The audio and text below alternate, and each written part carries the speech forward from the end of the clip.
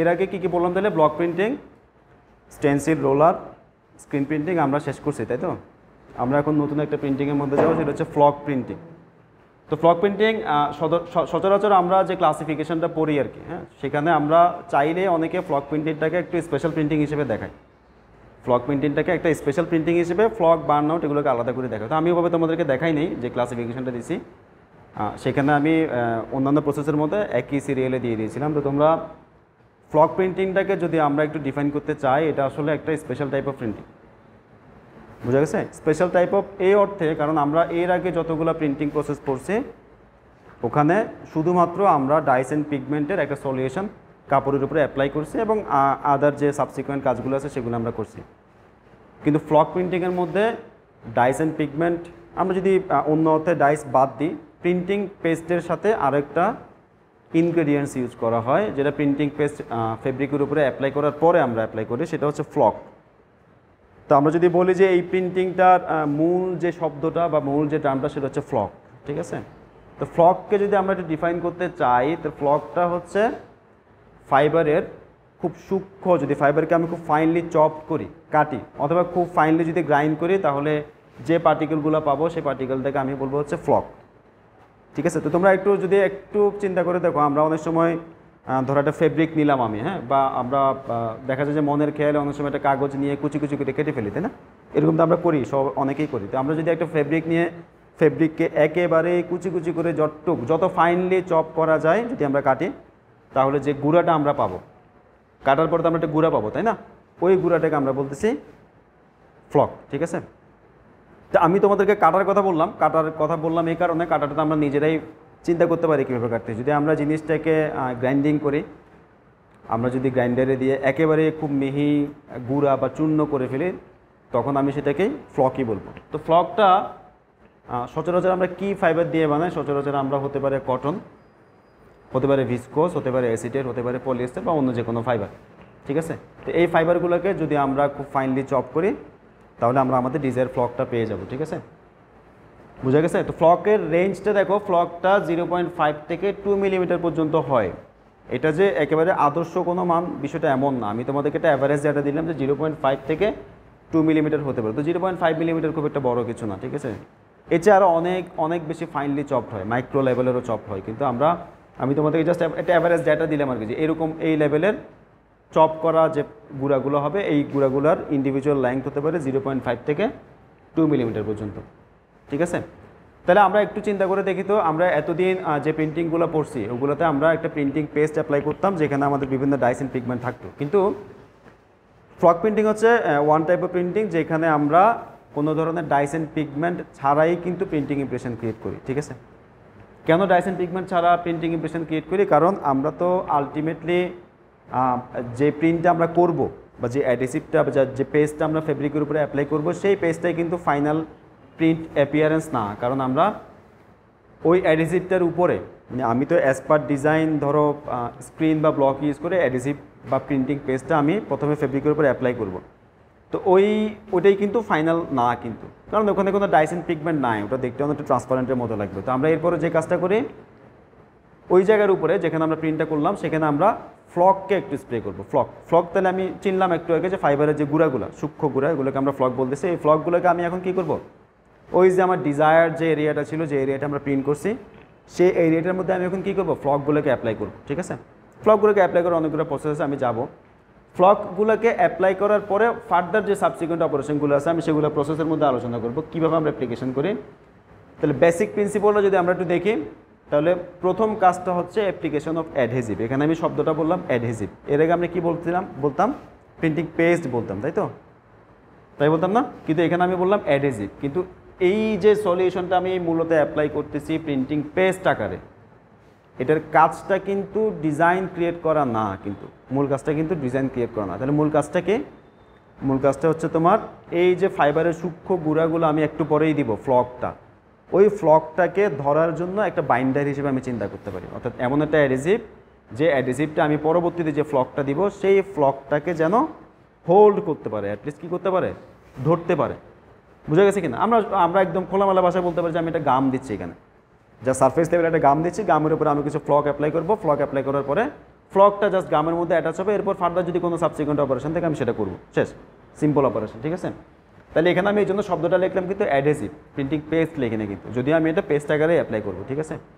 এখন প্রশ্ন আসতে পারে যে আমি যে অ্যাডহেসিভটা অ্যাপ্লাই করতেছি, আমরা যেরকম ব্লকের জন্য ব্লক ইউজ করছি, রোলারের জন্য রোলার ইউজ করছি, স্টেন্সিলের জন্য স্টেন্সিল ইউজ করছি, স্ক্রিনের জন্য স্ক্রিন ইউজ করছি, তাহলে কি আমরা ফ্লকের জন্য এরকম কোনো ডিভাইসকে আমরা ইউজ করি কিনা এক্সট্রা, মানে আলাদা কোনো মেশিন বা কোনো ডিভাইস আছে কিনা ফ্লক মানে এই অ্যাডহেসিভটা অ্যাপ্লাই করার জন্য? উত্তর হচ্ছে না, কোনো আলাদা কোনো ডিভাইস নাই, অর্থাৎ ফ্লকের জন্য আলাদা করে তোমার কোনো মেশিন লাগবে না, বুঝা গেছে। আমরা যেরকম একটা screen printing, rotary screen printing করার চিন্তা করো, আমি কি ওই রোটারি স্ক্রিন প্রিন্টিং মেশিন ছাড়াও তো করতে পারবো না, মানে ওই প্রসেসটার জন্য আমার আলাদা একটা মেশিনই লাগবে, একটা ইনিশিয়াল ইনভেস্টমেন্ট লাগবে। কিন্তু এই ফ্লকটার জন্য যে অ্যাডহেসিভটা আমি দিচ্ছি সেই অ্যাডহেসিভটা দেওয়ার জন্য আমার কোনো এক্সট্রা মেশিনারিজ লাগবে না। তাহলে আমি কী দিয়ে দিব?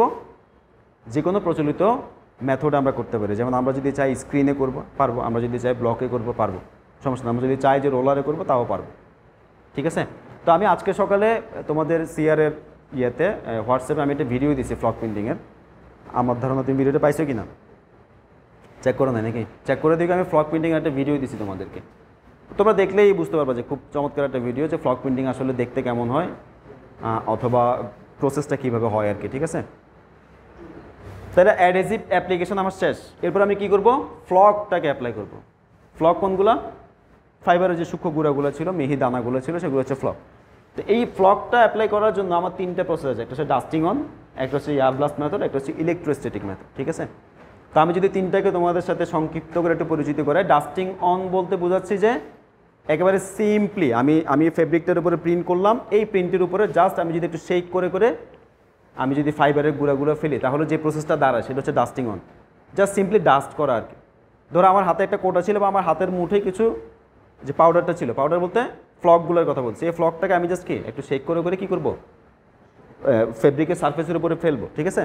তো এখানে দুইটা জিনিস নোট করার মতো, একটা হচ্ছে যে দেখো আমি তো ফেলতেছি, তাই না? ফেলার পরে আমি যেটা দেখবো, তোমাদের মাথায় একটু আসে কিনা দেখো, এখানে দুইটা জিনিস নোট করার মতো আছে, আমি এখনই বললাম না, তোমরা একটু দেখো, চিন্তা করো যে আসলে কী হতে পারে সেই দুইটা জিনিস। এরপর হচ্ছে air blast method. Air blast method হচ্ছে যে আমি একটু আগে যেটা শেক করে ফেললাম সেটা এখন আমরা একটা এয়ার গানের মাধ্যমে করব। অনেক সময় আমাদের এয়ার গান থাকে, আমরা কিন্তু ফ্যাক্টরিতেও এয়ার গান অনেক সময় দেখি, যেটা আমরা নিজেদের গা থেকে ডাস্ট সরানোর জন্য আমরা করি। এরকম কিছু এয়ার গান বা এয়ার স্প্রে আছে যেগুলো দিয়ে আমরা চাইলে এই যে ফ্লকগুলোকে আমি ফেব্রিকের উপরে অ্যাপ্লাই করতে পারবো, ঠিক আছে। আর একটা হচ্ছে ইলেকট্রোস্ট্যাটিক মেথড। ইলেকট্রোস্ট্যাটিক মেথড, এটাকে যদি আমরা আবিধানিকভাবে ভাঙি তাহলে জিনিসটা দাঁড়ায় যে স্ট্যাটিক যে চার্জ আছে না, স্থির বিদ্যুৎ বা স্থির তড়িৎ, আমরা সবাই জানি, ইন্টারে পড়ছি না, সবাই তো পড়ছি স্থির তড়িৎ। তো এই স্থির তড়িৎ উৎপন্ন করার মাধ্যমে আমি ফ্লকগুলোকে ফেব্রিকের গায়ে অ্যাপ্লাই করতে পারি বা অ্যাডহেসিভের জায়গায় অ্যাপ্লাই করতে পারি। এখন জিনিসটা একটু চিন্তা করো, আমি যে অ্যাডহেসিভটা এখানে অ্যাপ্লাই করলাম আর যে ফ্লকগুলো অ্যাপ্লাই করবো, তাহলে ফ্লক আমি স্থির তড়িৎ দিচ্ছি, তাহলে আমাকে এটা মাথায় রাখতে হবে যে তড়িৎটা আমি দিব, স্থির তড়িৎটা, সেটা যেন অপোজিট চার্জ হয়, অর্থাৎ অ্যাডহেসিভের সাথে ফ্লক পার্টিকেলের যে চার্জটা আছে সেটা যেন অপোজিট চার্জ হয়। আমার কথা বুঝতে পারছো? সচরাচর যেটা হয় যে আমার ফেব্রিকের সারফেসে যে আমি অ্যাডহেসিভটা অ্যাপ্লাই করছি সেটা একটা পজিটিভ সারফেস হিসেবে কাজ করে, আর এখানে ইলেকট্রোস্ট্যাটিক অর্থাৎ ফাইবারকে আমি যে চার্জটা দিব সেটা হচ্ছে নেগেটিভ চার্জ। তো অপোজিট চার্জ হওয়ার কারণে যেটা হয় যে অ্যাডহেসিভ এবং ফ্লক একে অপরকে কী করে? আকর্ষণ করে এবং একে অপরের সারফেসের সাথে লেগে যায়, ঠিক আছে। তো এই দুইটা মেথডের, তিনটা মেথডের ক্ষেত্রে ডাস্টিং অন চিন্তা করলে আলাদা তেমন কোনো মেশিনারিজ লাগে না। এটার জন্য একটা এয়ার গান লাগে, আর এটার জন্য একটা ছোট্ট ডিভাইস লাগে যেটা অনেকটা দেখতে ধরো একটা গ্রাইন্ডারের মতো, ঠিক আছে। ইলেকট্রোস্ট্যাটিক মেথড আমি তোমাদেরকে যে ভিডিওটা দিয়েছি সেখানেও কিন্তু ছবিটা আছে, ইলেকট্রোস্ট্যাটিক মেথডেই কিন্তু আমরা ফ্লকগুলোকে অ্যাপ্লাই করতেছিলাম। তো তাহলে এখন তোমাদের মধ্যে প্রশ্ন আসতে পারে যে তিনটে প্রসেসের কথা আমি বললাম কোনটা সবচেয়ে বেশি জনপ্রিয়? সবচেয়ে বেশি জনপ্রিয় হচ্ছে ইলেকট্রোস্ট্যাটিক মেথড, কারণ এটার এফেক্টিভনেস বা এফিসিয়েন্সি অন্যান্য প্রসেস থেকে বেশি। আমরা যদি ডাস্টিং অনের কথা চিন্তা করি, এটা স্লো। এয়ার ব্লাস্ট যদিও ফাস্ট, কিন্তু এটার কিছু ডিসঅ্যাডভান্টেজ এটার সাপেক্ষে আছে, কারণ এখানে কিন্তু আমি চার্জ ক্রিয়েট করার মাধ্যমে দিচ্ছি। তো চার্জ ক্রিয়েট করার মাধ্যমে দিলে যেটা হয় যে বন্ডিংটা কিন্তু কি হয়? পারফেক্ট হয়, কারণ বাই নেচার পজিটিভ নেগেটিভ তো একে অপরকে আকর্ষণ করবে। তো একে অপরকে যদি আকর্ষণ করে তাহলে এরা যে একে অপরকে হোল্ড করবে বা ধরে রাখবে সেটার শক্তিটা অনেক বেশি হবে, ঠিক আছে, এই দুইটা প্রসেসের তুলনায়, ঠিক আছে। আমার কথা বোঝা গেছে? এটা কিন্তু আসে যে আমরা ফ্লক কী প্রসেসে ফ্লকটা আমরা ফেব্রিকের উপর অ্যাপ্লাই করি এবং কোন প্রসেসটা সবচেয়ে এফেক্টিভ বা এফিসিয়েন্ট, ঠিক আছে। তখন তোমরা এই কথাগুলো লিখবা। ঠিক আছে, তাহলে আমি অ্যাডিসিভ অ্যাপ্লাই করলাম, তারপরে ফ্লকটা অ্যাপ্লাই করলাম, ধরলাম ফ্লকটা এখন একে অপরের সাথে কী করলো, জাস্ট আকর্ষণ করে একে অপরের সাথে ধরে আছে। তো আমি একটু আগে যে কথাটা বললাম তোমাদেরকে, যে এখানে খেয়াল করার মতো দুটো কথা আছে, বা আমি সামগ্রিকভাবে একটা কথাই বলি। ধরো আমি প্রিন্ট করলাম, ঠিক আছে, আমি যখন অ্যাডিসিভটা অ্যাপ্লাই করছি, এটা যদি আমার ফেব্রিক হয়, হ্যাঁ, আর ফেব্রিকের ভিতরে এটা ধরো আমার এটা মোটিভ, ঠিক আছে, ফেব্রিকের ভিতরে আমার একটা মোটিভ আছে। এখন তুমি এই পরিমাণ অ্যাডহেসিভ তুমি ধরলাম স্ক্রিন প্রিন্টিংয়ের মাধ্যমে এখানে অ্যাপ্লাই করলাম, ঠিক আছে। এখন যখন আমি ডাস্টিং অন করব বা ফ্লকগুলোকে উপর থেকে দিব, তখন ফ্লকগুলো কি শুধু এই সারফেসে পড়বে না বাইরেও পড়বে? ডেফিনেটলি বাইরেও পড়বে, পড়বে কি না? পড়বে। তাহলে দেখো আমার কিন্তু একটা জিনিস খেয়াল রাখতে হবে, যেটা যদি বাইরে পড়ে তাহলে এটাকে আমার রিমুভ করার একটা অপশন আমাকে রাখতেই হবে, তাই না? এখন প্রশ্ন হচ্ছে রিমুভটা আমি আসলে কখন করব? প্রশ্ন হচ্ছে রিমুভটা আমি কখন করব? রিমুভটা আমি করব হচ্ছে যে ড্রাইংয়ের পরে বা ফিক্সেশনের পরে। কারণ তার আগে যদি আমি করি, ধরলাম আমি একটা ব্রাশ দিয়ে রিমুভ করতেছি, একটু খেয়াল করো, তাহলে ব্রাশ দিয়ে রিমুভ করলে এখনও তো অ্যাডহেসিভের সাথে যারা আছে তারাও তো এখনও ফিক্স হয় নাই, হয়েছে? এখনও কিন্তু ফিক্স হয় না। যদি ফিক্স না হয় তাহলে ব্রাশ দিয়ে কিন্তু আমি যদি রিমুভ করার চেষ্টা করি, তাহলে এই মোটিফের বাইরের ফ্লকগুলো যেরকম যাবে, মোটিফের ভেতরের ফ্লকগুলো কিন্তু চলে যাবে, এটা টেন্ডেন্সি থাকবে, তাই না? বোঝা গেছে কিনা? তো এই জন্য আমরা যেটা করবো যে ড্রাইং করবো আগে, যেটা 70 ডিগ্রি সেন্টিগ্রেডে 3 থেকে 8 মিনিট আমরা ড্রাইং করি। ড্রাইং করার পরে কী হয়, এজ ইউজুয়াল কিউরিংয়ের কাজটা এখানে হয়। মানে আমরা অন্য ভাষায় যেটা কিউরিং জানতাম সেটাকেই জানলাম, অর্থাৎ কেমিক্যালটাকে জাস্ট অ্যাক্টিভেট করা, অ্যাডহেসিভের সাথে ফাইবারের বন্ডিংটাকে পার্মানেন্ট করা, ঠিক আছে? বুঝা গেছে? এই বন্ডিংটা পার্মানেন্ট করার পরে আমাকে যে কাজটা করতে হবে যে এক্সেস ফ্লক রিমুভাল, এক্সেস যে ফ্লকগুলো আছে সেগুলোকে আমার সরাই ফেলতে হবে। তাহলে আমরা কীভাবে সরাইতে পারি? একটা হচ্ছে ম্যানুয়ালি সরাতে পারি, সেই ম্যানুয়ালি হচ্ছে ব্রাশ করার মাধ্যমে। সিম্পল যে ব্রাশগুলো আছে সেই ব্রাশ দিয়ে যদি আমি একটু জাস্ট ওয়াইপ করি, তাহলে যেটা হবে যে আশপাশ থেকে যেগুলো আছে সেগুলো চলে যাবে, বাকিগুলো যাবে না। কেন? এরা তো অলরেডি বন্ডিং ক্রিয়েট করে ফেলছে, এরা কিন্তু আর যাবে না, এরা ফিক্স হয়ে গেছে, ঠিক আছে? বুঝতে পারছো কিনা? অথবা আমি যদি এয়ার সাকশনের মাধ্যমে করতে চাই তাও পারবো। ভ্যাকুয়াম ক্লিনার আছে না, যে যারা এয়ার সাকশনের মাধ্যমে কাজ করে, ওই ধরনের কোনো সাকশনের মাধ্যমে যদি আমি এই ফাইবারগুলো, আশপাশের ফাইবারগুলো রিমুভ করতে চাই, তাহলে কিন্তু আমি পারবো, অসুবিধা নাই, ঠিক আছে? তাহলে ফ্লকের প্রসেসটা কি বোঝা গেছে কিনা? একেবারে সিম্পল, কিন্তু সিম্পল। এখন তোমরা ফ্লকের ডিজাইনটা একটু চিন্তা করে দেখো, অন্যান্য ডিজাইনগুলোর সাথে একটু কম্পেয়ার করে দেখো। যেমন আমি যদি বলি ব্লক প্রিন্টিং বা স্ক্রিন প্রিন্টিংয়ে যেরকম আমরা মোটিভ পাইছি, ব্লকে তো আমরা অলরেডি একটা প্র্যাকটিক্যাল করছি, তো ওই প্র্যাকটিক্যালের যেমন মোটিভটা পাইছি তার সাথে এটা একটু কম্পেয়ার করে দেখো তো কোনো পার্থক্য বুঝো কিনা? হ্যাঁ, না ওটা না, ওই ধরনের পার্থক্য না, অ্যাপিয়ারেন্সের মধ্যে কোনো পার্থক্য আছে কিনা? হ্যাঁ হ্যাঁ বলো।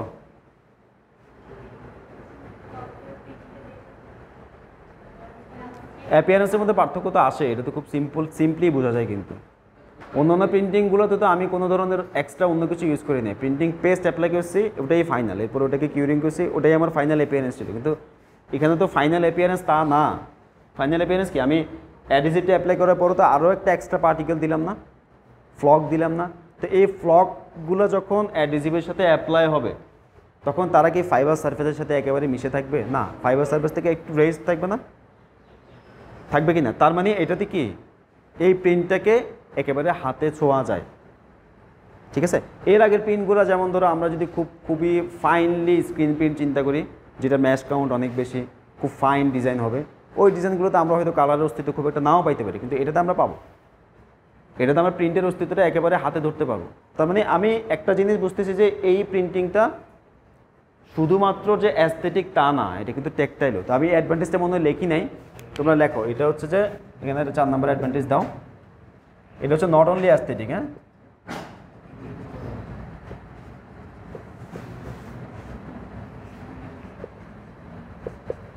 অথবা অ্যাস্থেটিক যদি না বলি, আমরা যদি বলি যে নট অনলি ভিজুয়াল, হ্যাঁ,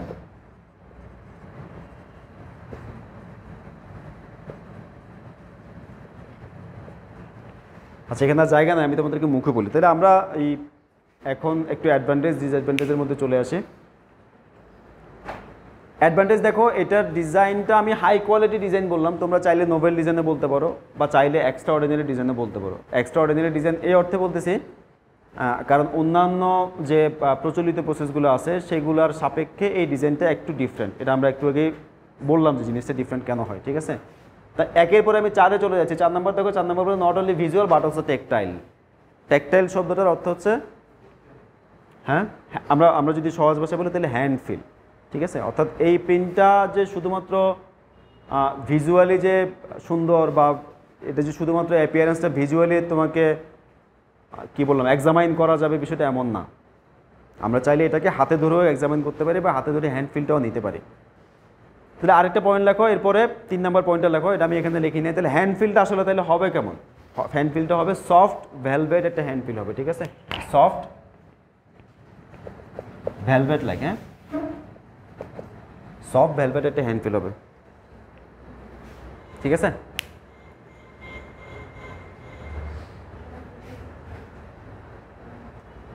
এরপর অ্যাডভান্টেজ থেকে এরপর আমরা চাইলে 2 নম্বরটা এবার ফেরত আসি। Can be entirely or partially flocked. Entirely or partially flock বলতে কি বোঝাচ্ছে, কে বলতে পারবা? বুঝাচ্ছি যে আমরা চাইলে যে অল ওভার প্রিন্টের নাম শুনছি না, আমরা যদি চাই তাহলে অল ওভার প্রিন্টও করতে পারি, আবার যদি চাই যে কোনো একটা ইন্ডিভিজুয়াল মোটিভ করবো তাও আমরা পারি, ঠিক আছে।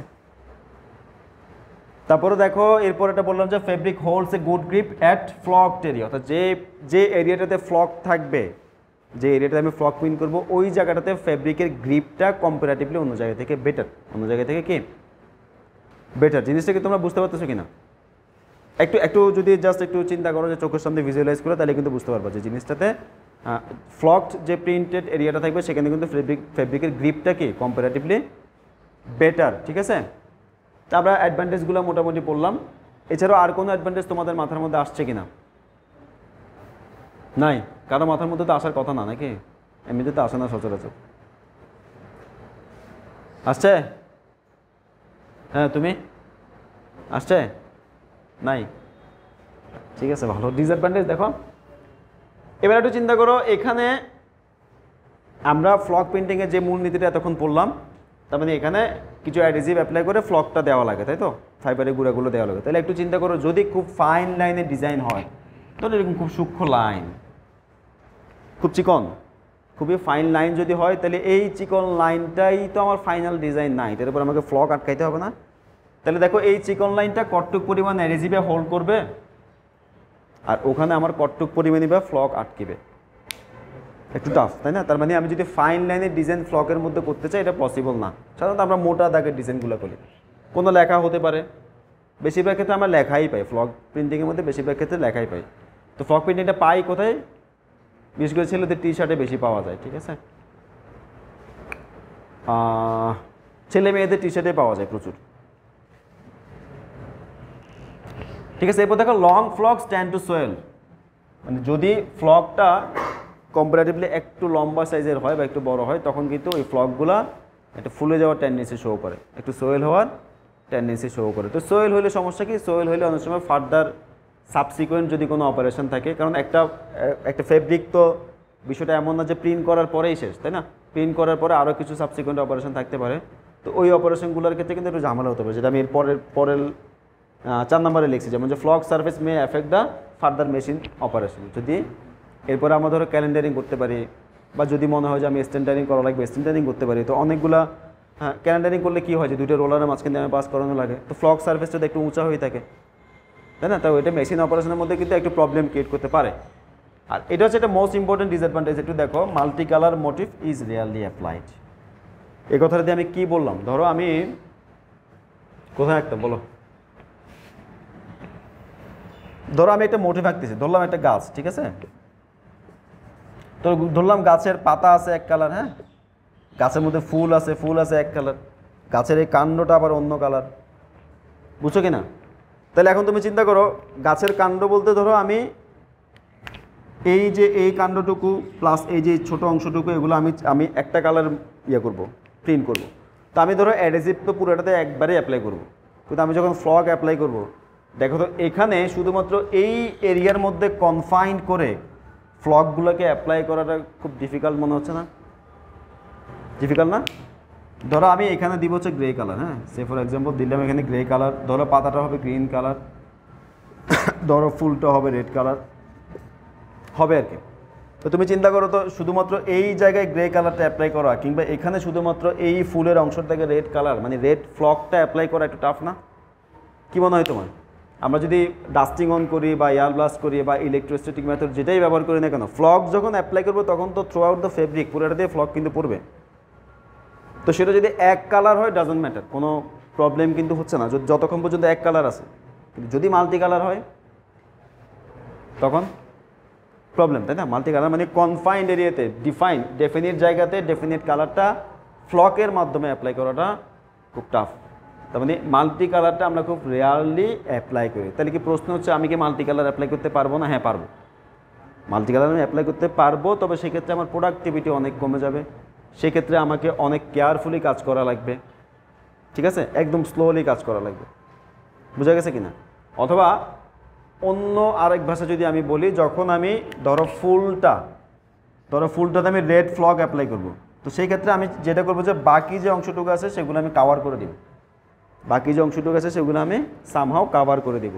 যদি কাভার করি তাহলে শুধুমাত্র ফুলে মোরলেস প্রেসাইজলি করা সম্ভব, তবে শতভাগ প্রেসাইজলি করা সম্ভব না, যেহেতু এখানে এক্সট্রা একটা পার্টিকেল একেবারেই উপর থেকে বা আলাদা করে আমাকে অ্যাপ্লাই করা লাগতেছে। সেক্ষেত্রে প্রেসাইজ মাল্টি কালার ডিজাইনটা আমরা বলতে পারি যে আমরা একেবারে রেয়ারলি করা হয় আর কি ফ্লক প্রিন্টিংয়ের মধ্যে। তো ফ্লকের ক্ষেত্রে সচরাচর তোমরা যেটা দেখবা বাজারে, যদি ফ্লক প্রিন্টিংয়ের কোনো কাপড় পাও দেখবা যে ওখানে এক কালার করা, কিন্তু মাল্টি কালার কিন্তু নাই, মাল্টি কালার তোমরা পাবা না। মাল্টি কালার করতে পারবো কি না? হ্যাঁ পারবো, যেভাবে বললাম সেভাবে আমরা চাইলে মাল্টি কালারটা আমরা করতে পারবো। তাহলে আমরা মোটামুটি ফ্লক প্রিন্টিংটা শেষ করে ফেললাম। ফ্লক প্রিন্টিংয়ের পরে নেক্সট ক্লাসে আমরা ইনশাল্লাহ বার্নআউট প্রিন্টিং, ইঙ্কজেট প্রিন্টিং, এই দুটো প্রিন্টিং মেথড আমাদের বাকি আছে, আমরা ইনশাল্লাহ আলোচনা করবো, ঠিক আছে? তো এর আগে ট্রান্সফার প্রিন্টিং পর্যন্ত রেকর্ড করা ছিল, তো ট্রান্সফার প্রিন্টিং পর্যন্ত তোমরা আগে থেকেই পাচ্ছ। আজকে আমরা ফ্লকটা করলাম, তাহলে ফ্লকটা আমরা এখন পেয়ে গেলাম, আর বাকি ইঙ্কজেট প্রিন্টিং এবং বার্নআউট প্রিন্টিংটা আমরা ইনশাল্লাহ নেক্সট ক্লাসে আলোচনা করবো, ঠিক আছে? তো ফ্লক প্রিন্টিং নিয়ে তোমাদের কারো কোনো প্রশ্ন আছে কিনা, কোনো বোঝার কোনো ঘাটতি আছে কিনা, কোনো প্রশ্ন আছে কিনা? যদি প্রশ্ন না থাকে তাহলে আমরা শেষ করে দিব আর কি। এটা সচরাচরটা বললাম আর কি, অ্যাজ ইউজুয়াল হচ্ছে অ্যাডহেসিভ পজিটিভ আর ওটা হচ্ছে নেগেটিভ, ঠিক আছে? তো এখন তার ব্যতিক্রম কি হতে পারে না? ব্যতিক্রম হতে পারে, সমস্যা নাই। ফাইবারের ধরনের উপর, অ্যাডহেসিভের ধরনের উপর ডিপেন্ড করে ব্যতিক্রম হতেই পারে, অস্বাভাবিক কিছু না। আমি তোমাকে কমনটা বললাম আর কি, ঠিক আছে?